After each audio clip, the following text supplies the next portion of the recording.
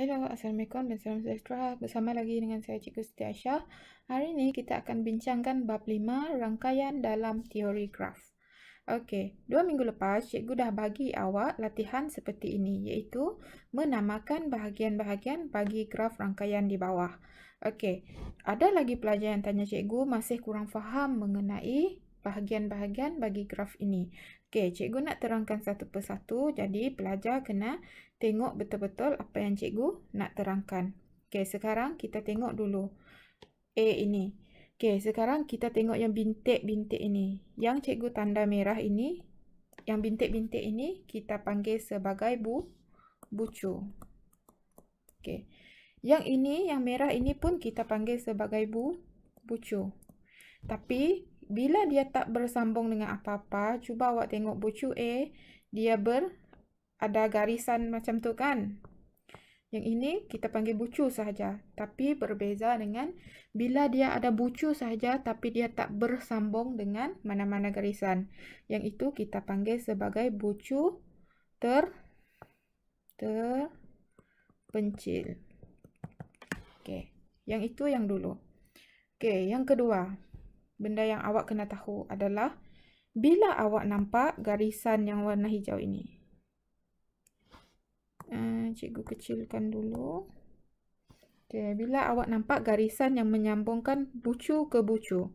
Tadi kita nampak A ke C ini adalah bucu kan, iaitu titik. Lepas tu ada satu garisan yang menghubungkan. Kalau yang garisan ini, yang warna hijau yang cikgu tanda warna hijau ini kita panggil sebagai tepi. Ini kita panggil sebagai tepi. Okey, yang hijau itu. Okey, seterusnya. Kalau awak nampak yang ini, ada anak panah ini. Kalau anak panah ini, kita panggil sebagai arah. Okey, kita panggil sebagai arah. Okey, apa lagi? Bila kita nampak ada nombor, setiap kali ada nombor macam ini, dia bagi 30. Nampak saja nombor, itu kita tahu itu adalah pemberat. Tak kisahlah kalau dia bagi situ 30. Contohnya dekat sini dia bagi 50.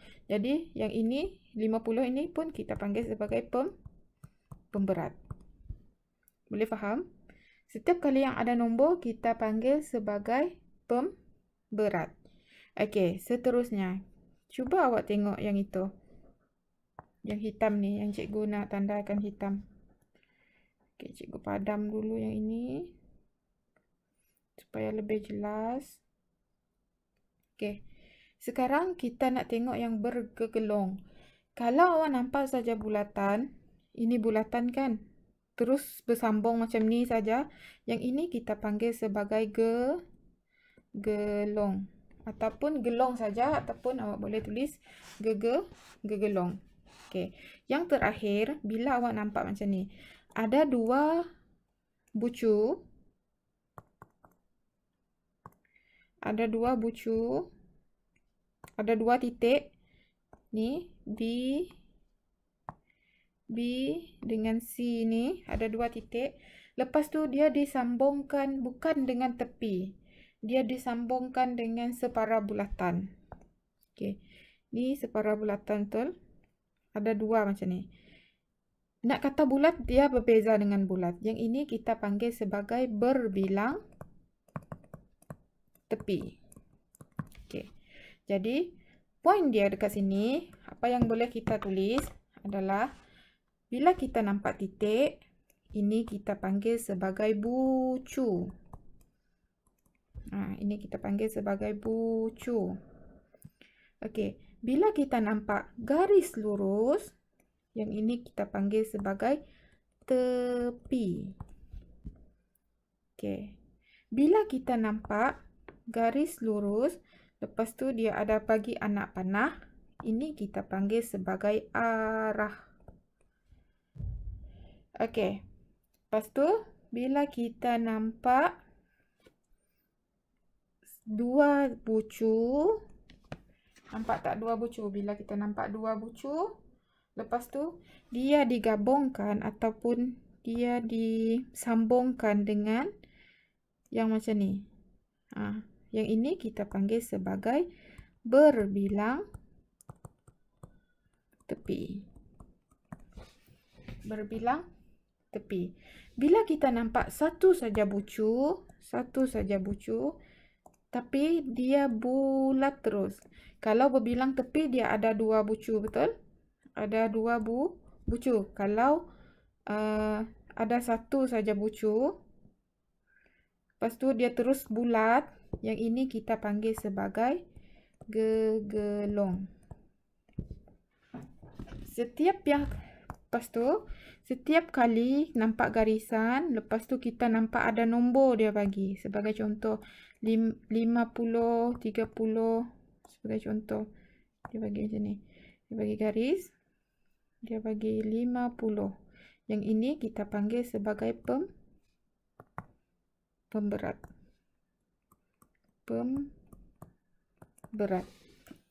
Okey. Kalau bucu terpencil, dia bucu saja, dia tak bersambung dengan apa-apa tepi ataupun apa-apa garisan. Apa yang penting yang awak kena tahu adalah awak kena tahu benda-benda yang cikgu dah tulis ini. Kalau dia bulat saja, kita panggil bucu. Kalau dia garis, kita panggil tepi. Kalau garis ada anak panah, kita panggil arah. Kalau dia ada 2 titik, 2 bucu disambung dengan yang berbilang tepi, kita panggil sebagai berbilang tepi. Kalau ada satu saja bucu, lepas tu kita terus nampak bulat, kita panggil itu sebagai gegelong. Ingat, kalau nampak saja bulat itu gegelong. Lepas tu nampak saja tepi ataupun satu garis, lepas tu diberi nombor, itu kita panggil sebagai pemberat. Okay. Next. Yang ini pun cikgu dah bagi minggu lepas, latihan ini 2 minggu lepas dengan minggu lepas, tapi masih ada lagi pelajar yang salah mengenai yang ini. Okey, cikgu akan terangkan satu-satu lagi. Kalau di dalam soalan dia minta nyatakan jenis-jenis graf, kita kena bagi nama kepada graf itu. Okey, kalau dia bagi kita hanya bucu, kalau dia bagi kita bucu dan garis saja, awak nampak bucu, semua di bucu, betul? Lepas tu ada garis saja. Dia hanya ada bucu dan tepi sahaja. Yang ini kita panggil sebagai graf mudah. Sebab nak lukis pun mudah, dia tak melibatkan bulat-bulat. Tips dan trik dia senang saja. Tak nampak yang bulat-bulat, itu adalah graf mudah. Hanya ada 2 benda sahaja, iaitu titik dan garis sahaja. Boleh ingat? Okey, sekarang kita tengok B. Kita tahu yang ini graf, betul? Jadi, awak boleh tulis graf. Graf apa? Okey, sekarang kita tengok dia graf mudah ke bukan? Bukan kan? Sebab dia melibatkan bulatan dan berbilang tepi. Kita ada berbilang tepi? Ada kan? Jadi, graf berbilang tepi dan apa lagi yang terdapat dalam graf? Kita ada gelong kan? Okey, yang ini gelong kan? Okey, graf berbilang tepi dan gelong. Itu saja yang awak kena tulis. Okey, sekarang awak tengok C. Sekarang awak tengok hanya melibatkan bulat ataupun titik itu, melibatkan bucu, melibatkan tepi dan ada arah, betul? Jadi, tulis graf mudah sebab dia tak melibatkan berbilang tepi dan gelong. Jadi, ianya akan jadi graf mudah. Mudah dan berarah pun boleh, terarah pun terarah. Sebab apa kita panggil graf mudah terarah? Kenapa? Apa beza dia dengan yang pertama ni tadi?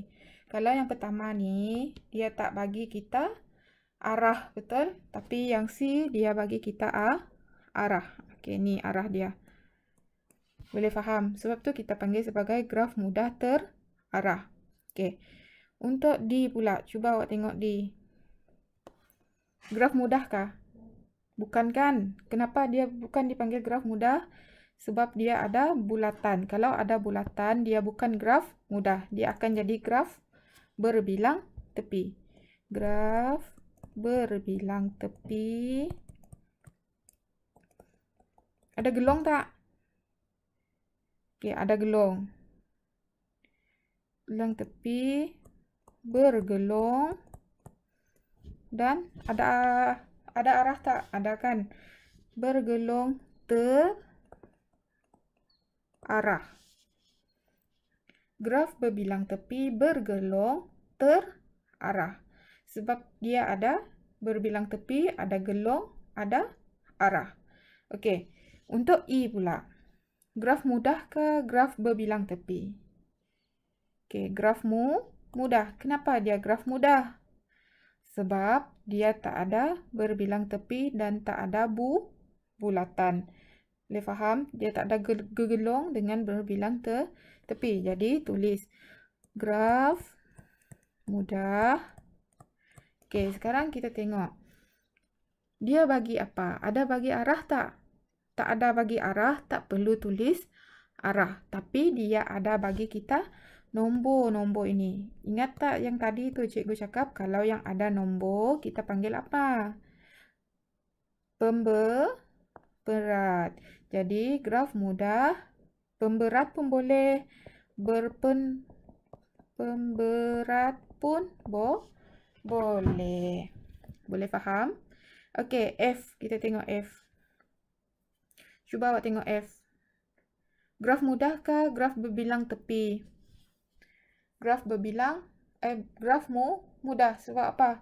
Sebab dia tak bagi kita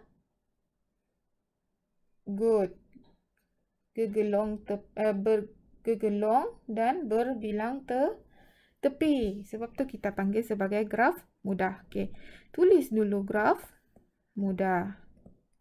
Okey, sekarang dia bagi kita nombor-nombor ini. Yang nombor-nombor ini kita panggil pemberat. Okey, awak boleh tulis graf mudah berpemberat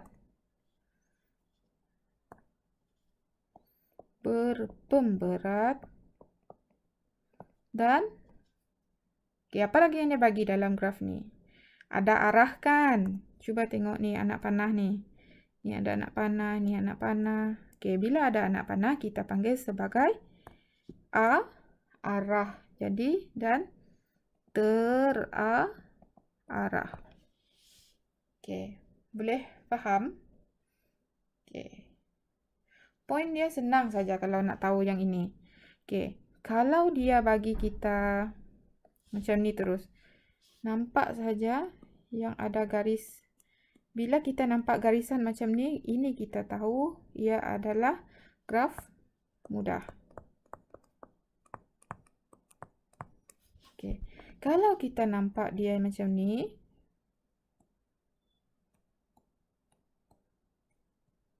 okey, ada saja bulatan ataupun gegelong macam ini kita panggil sebagai graf berbilang tepi.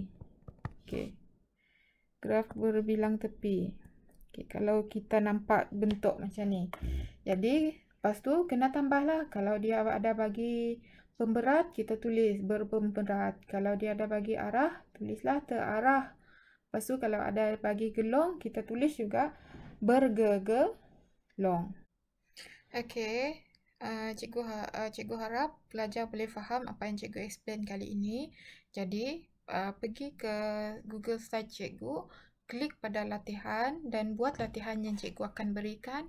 Dan minggu hadapan kita akan masuk kepada subtopik yang lebih mencabar lagi, tapi masih lagi dalam bab 5.